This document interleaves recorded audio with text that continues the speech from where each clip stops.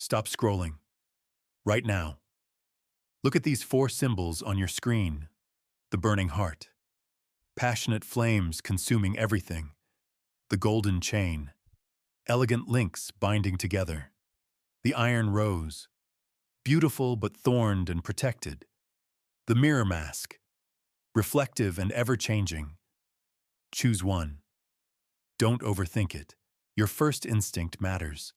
Your choice reveals your romantic archetype. The unconscious pattern that controls how you love and why your relationships succeed or fail. In 1514, Niccolò Machiavelli wrote private letters about love that historians buried for centuries. He identified 4 romantic archetypes, 4 patterns that determine whether you conquer love or are conquered by it. Comment on your choice now. 1, 2, 3, or 4. Because once you understand your romantic archetype, every relationship you've ever had will suddenly make perfect sense. Let me take you back to 1513. Niccolò Machiavelli had just been exiled from Florence, tortured, stripped of political power. In his isolation, he fell in love with a woman named Barbara Salutati. His letters to her reveal something historians never publicized. Machiavelli applied the same strategic principles to love that he applied to politics. While writing The Prince, his masterpiece on political power, he was privately writing about romantic power. He discovered the same 4 archetypes governing romantic behavior. 400 years later, Carl Jung would call these unconscious romantic patterns. But Machiavelli understood them strategically. Because your romantic archetype determines how you love and how you suffer. Every love strategy has a strength. Every strength creates a vulnerability. Your romantic partners will exploit that vulnerability unless you understand which archetype you embody. In a letter to his friend Francesco Vittori in December 1513, Machiavelli wrote, "Love is a war in which each combatant must understand their weapons or be destroyed by their enemy's knowledge of them. You chose your symbol instinctively. That choice reveals your unconscious love strategy, the pattern you repeat in every relationship without realizing it. We'll decode each archetype, each romantic pattern, each love weapon, and I'll reveal the relationship trap your archetype keeps falling into, and how to escape it. Let's begin. The burning heart, the conqueror. If you chose the burning heart, you are the conqueror. You don't fall in love slowly. You consume and are consumed. When you love completely, obsessively, with an intensity that terrifies people who don't understand it. This isn't a weakness. This is your romantic strategy. Machiavelli himself was the conqueror. In his letters to Barbara, he wrote, "I cannot breathe without thinking of you. I cannot sleep without dreaming of you. You have conquered me completely, and I glory in my defeat." This is your pattern. You pursue love like a military campaign, with singular focus, with overwhelming force, with the belief that total devotion will win total devotion in return.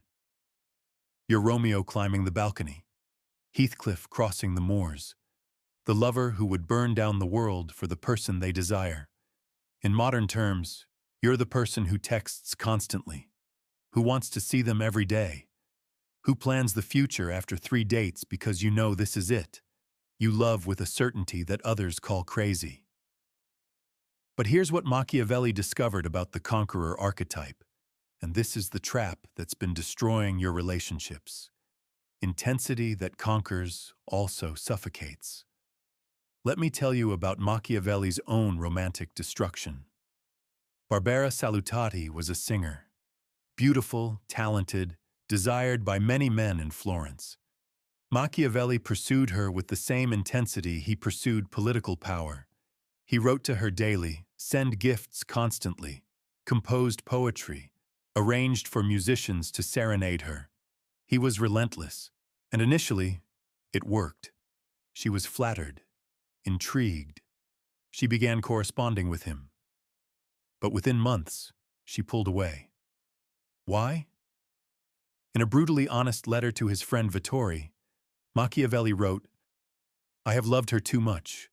My passion, which I thought would bind her to me, has instead become a chain she desperately wishes to escape. I conquered her interest, but suffocated her desire." This is the conqueror's trap. Your intensity, your greatest weapon, becomes oppressive when sustained too long. What starts as "wow, they love me so much" becomes "I can't breathe." What starts as "they're so passionate" becomes "they're so needy." What starts as "this intensity is exciting" becomes "this intensity is exhausting." You give everything, but everything is too much. Your partners start to feel like they're drowning in your love instead of swimming in it. But here's the strategic adaptation Machiavelli discovered, and this is what separates conquerors who keep love from conquerors who lose it. Burn in waves, not continuously. Your intensity is your power, but power applied constantly becomes oppression. You must learn to withdraw strategically, to create space intentionally, to let your partner miss you instead of escape you. After Barbera, Machiavelli had other romantic relationships, and he adapted his strategy. He would pursue intensely, but then disappear for days, write passionate letters, but then go silent, arrange elaborate dates, but then be mysteriously busy. His later lovers began to pursue him. They wondered where he was, worried they'd lost his interest, started competing for his attention.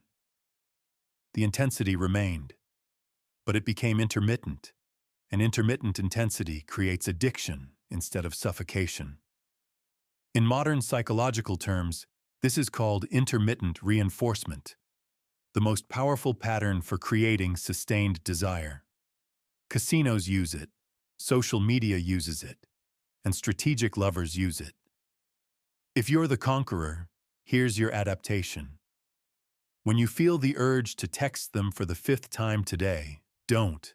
Let them wonder about you.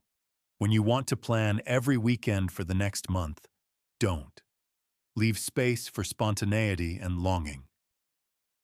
When you want to say, "I love you" every hour, don't. Make those words rare so they remain powerful. In a later letter to Vittori, Machiavelli wrote, "I have learned that love maintained is love that sometimes retreats. The general who is always on the battlefield exhausts his troops. The lover who is always available exhausts desire." The conqueror's law. Pursue powerfully, retreat strategically. If you chose the burning heart, if you felt drawn to it because you are that intensity, then comment below. I am the conqueror. Claim your archetype. Because understanding that you burn too bright means you can learn to control the flame instead of being consumed by it. But remember, the conqueror's natural trap is suffocation. The counter-archetype that destroys you is the phantom. Someone who matches your intensity briefly, then vanishes, leaving you chasing shadows. We'll reveal that archetype last. First, let's decode the second romantic pattern, the golden chain, the enchanter. If you chose the golden chain, you are the enchanter. You don't conquer love through intensity. You enchant through sophistication, through charm, through making yourself indispensable to your partner's happiness.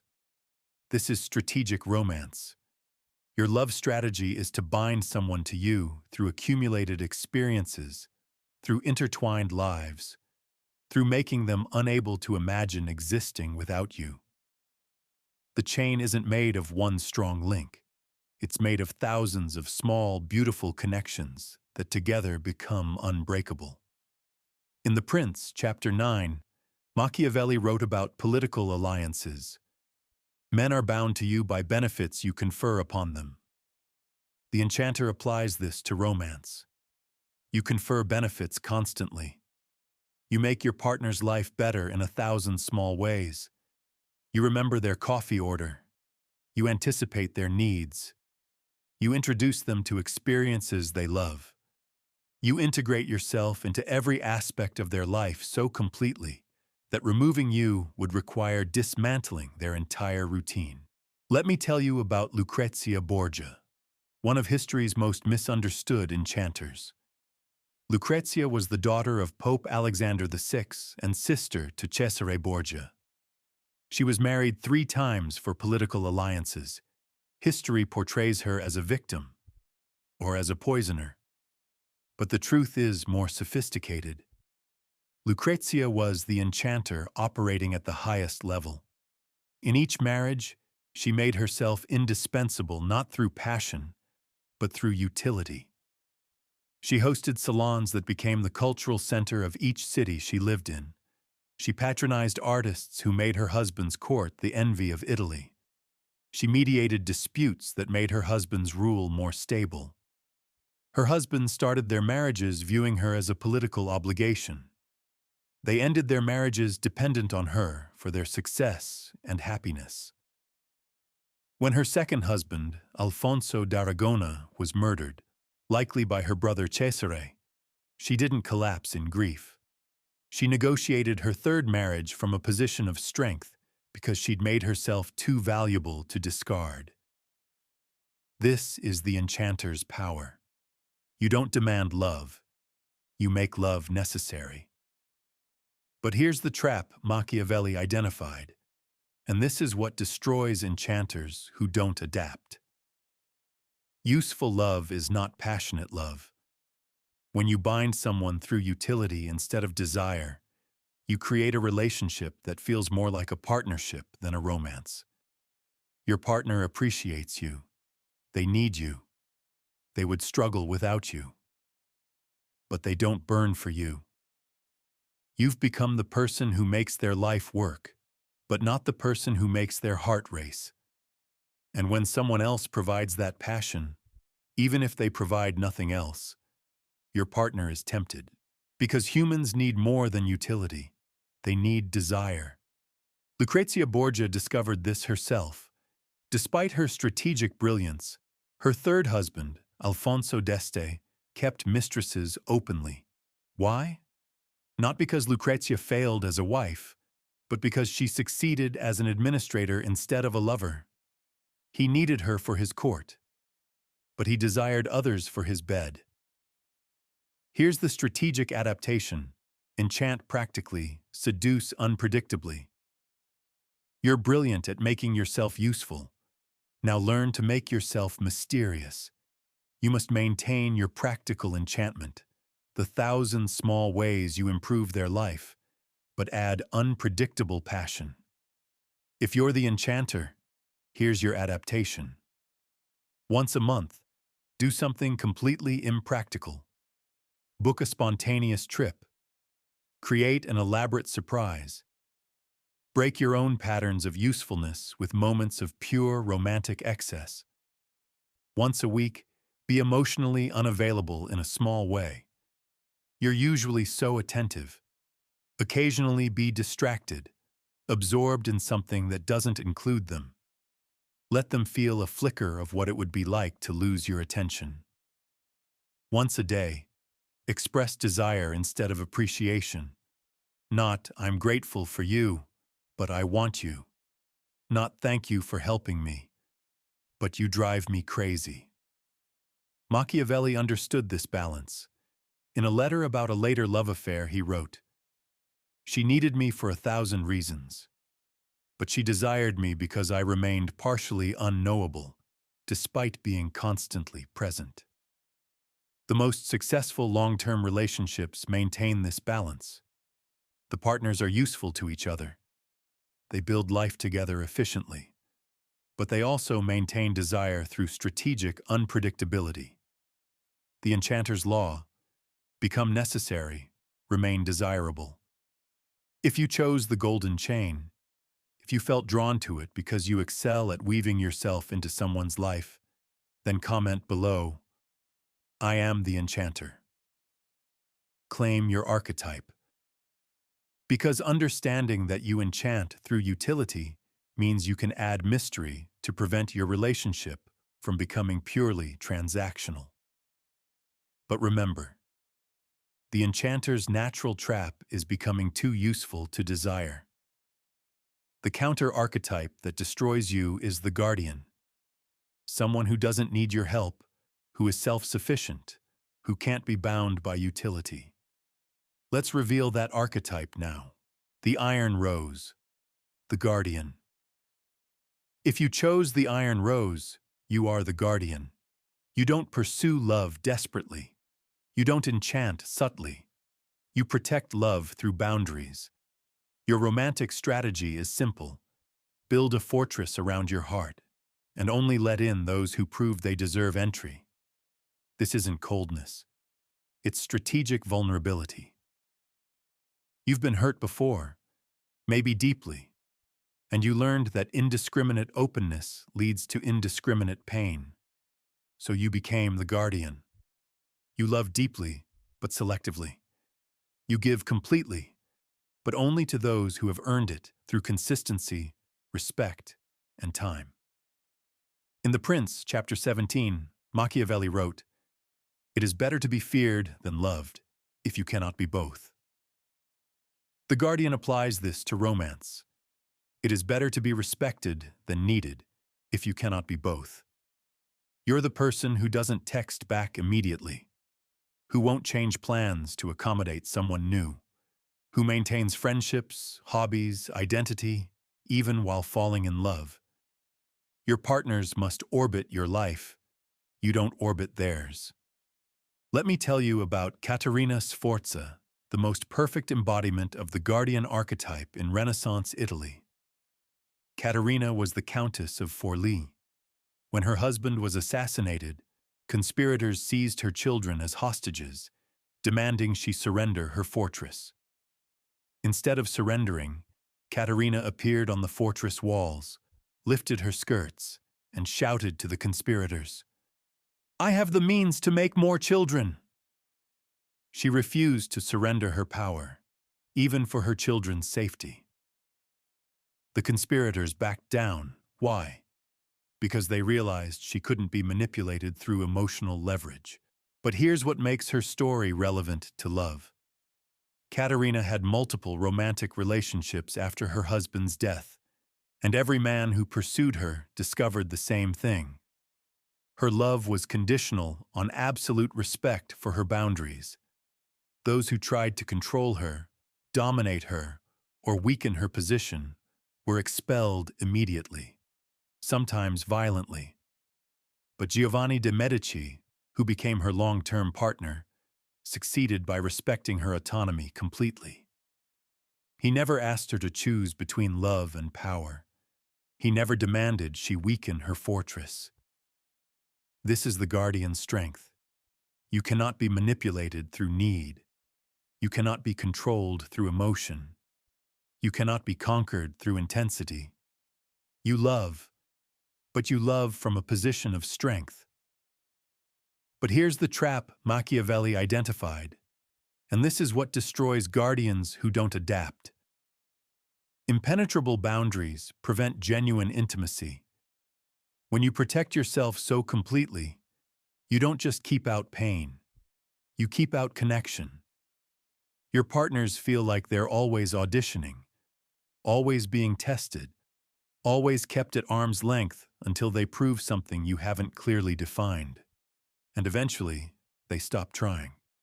Not because they don't value you, but because perpetual testing is exhausting. You protect your heart so well that no one ever actually reaches it. Caterina Sforza died alone, not because she was unlovable, but because her boundaries became so rigid that even those who loved her couldn't penetrate them. Giovanni de' Medici, her longest partner, eventually died in battle, and she never opened her fortress gates to anyone else again. Her strength became her isolation. Here's the strategic adaptation. Guard the fortress, open the gates. Your boundaries are your power, but power without access is loneliness.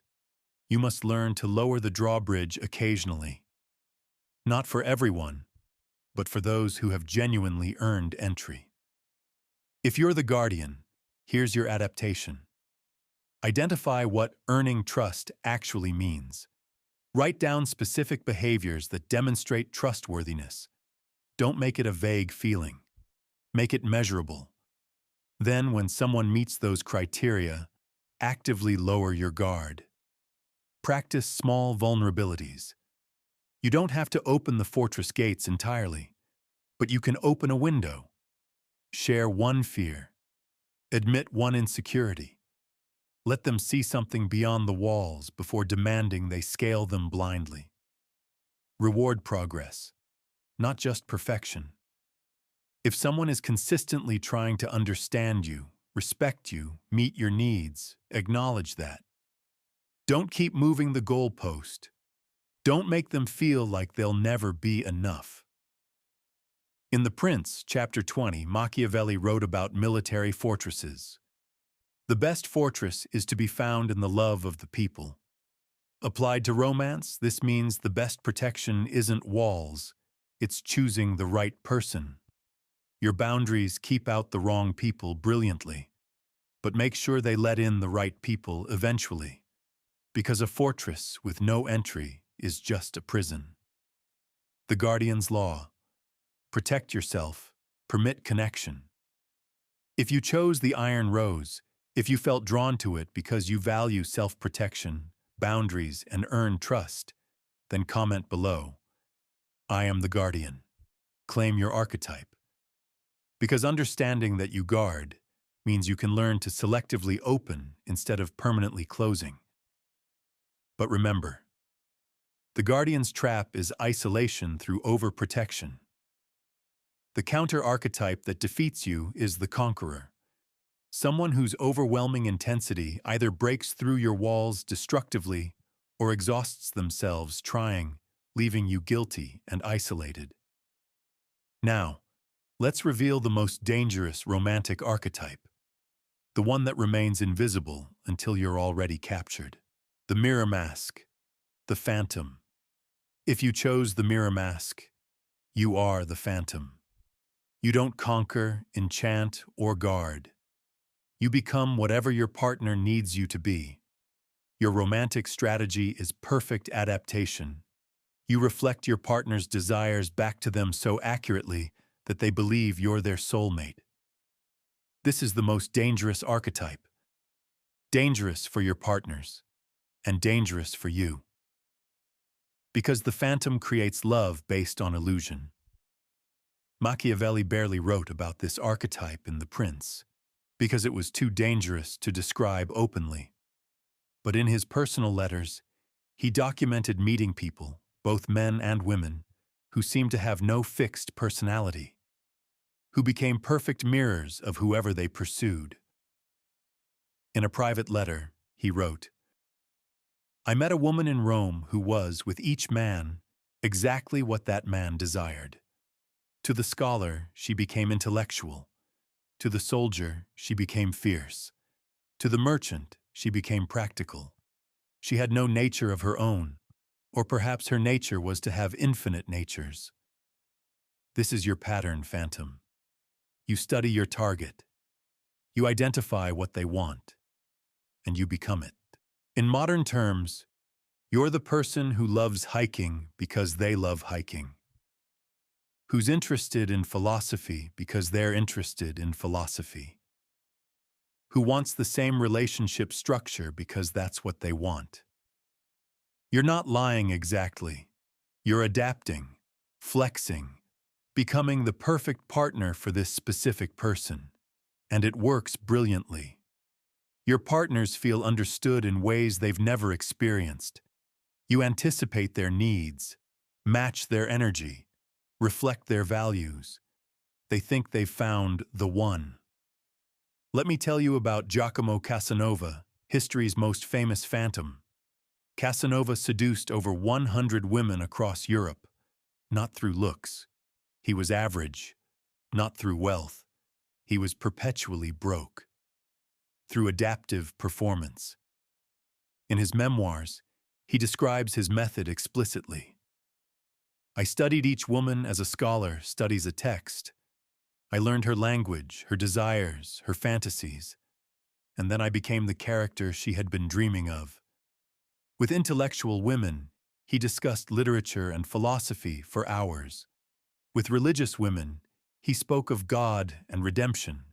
With adventurous women, he proposed dangerous escapades. He had no fixed self, only strategic adaptations. But here's what destroyed Casanova, and this is the Phantom's inevitable trap. You cannot sustain a performance forever. Eventually, the real you, whoever that is, emerges. Or worse, you realize you've adapted so many times that you've lost the real you. Casanova died alone and poor in a Czech castle working as a librarian. His seductions became memories. His adaptations became nothing. Because when you're everyone, you're ultimately no one. Your partners fall in love with a version of you, but that version isn't sustainable. Maybe you said you love their hobby, but you actually find it boring. Eventually, your boredom shows. Maybe you matched their relationship goals, but they weren't really yours. Eventually, your resentment shows. Maybe you became their ideal partner, but you can't be that person forever. Eventually, the real you shows, and when your partner realizes they fell in love with a performance, they feel betrayed, deceived, even if you never explicitly lied.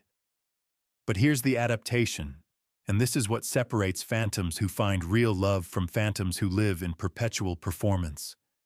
Mirror their desire, reveal your truth. You're brilliant at reading people, at adapting, at becoming what they need. Use that skill, but add honesty about who you actually are. If you're the phantom, here's your adaptation. Start relationships with strategic truth. Yes, mirror their interests initially. That's your strength. But within the first month, reveal something that doesn't match them perfectly. A different opinion, a contrasting preference, something authentic that might create friction. Test whether they want you or a reflection.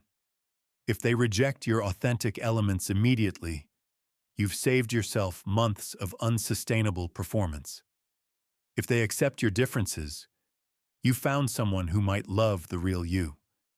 Rediscover your core identity. Write down your unchangeable traits, your actual values, your genuine interests. These are non-negotiable. You can adapt other things, but these you protect.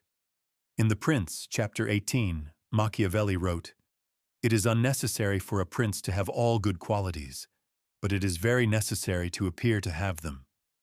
But he also wrote in his private letters, "Endless performance exhausts the performer. Eventually, you must find someone who accepts you without the costume."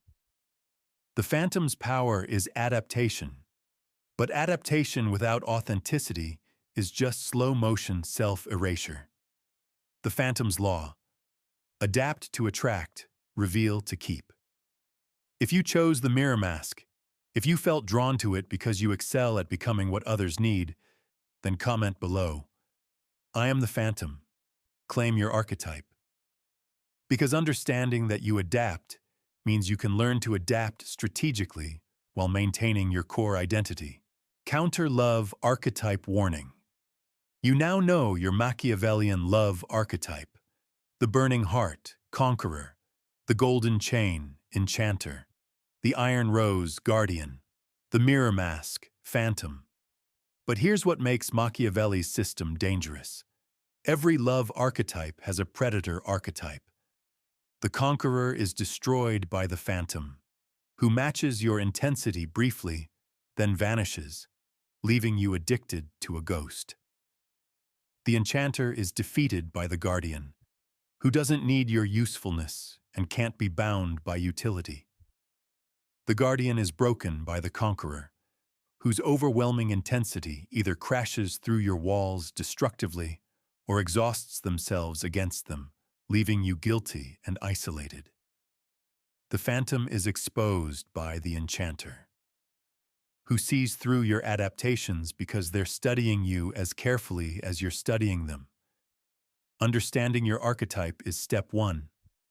Understanding your romantic vulnerability is step 2. If you are the conqueror, your power is overwhelming passion. Your weakness is creating suffocation instead of desire. Your defense: burn in waves, retreat strategically, make them miss you.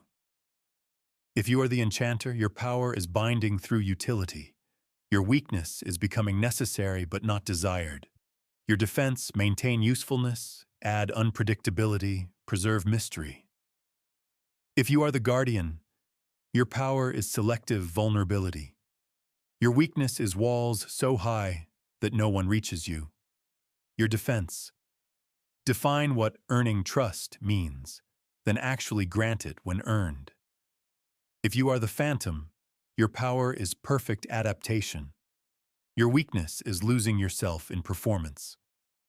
Your defense: adapt initially, reveal authentically, test whether they want you. You don't have to abandon your archetype. It's who you are. But you can refine it. Make it sustainable. Turn your romantic strength into lasting love instead of repeated destruction. Comment your archetype one final time. I am the burning heart, the conqueror. I am the golden chain, the enchanter. I am the iron rose, the guardian. I am the mirror mask, the phantom. Claim your romantic pattern. Because this isn't a personality quiz. This is a strategic diagnostic for your love life. Machiavelli decoded political power to help rulers survive. I'm decoding romantic power to help you find love that lasts. Like this video and subscribe to this channel.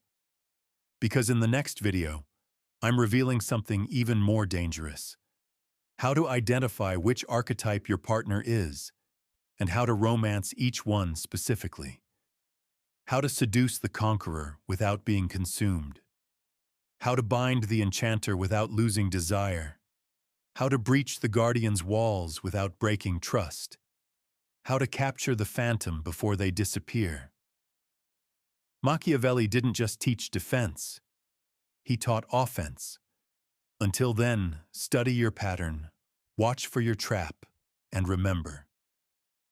In love, you're either learning how to sustain it or repeating why you lose it. Machiavelli wrote, "Love is a war in which victory requires understanding both yourself and your enemy. But the enemy isn't your partner. The enemy is your unexamined pattern. Choose wisely, love strategically." I'll see you in the next revelation.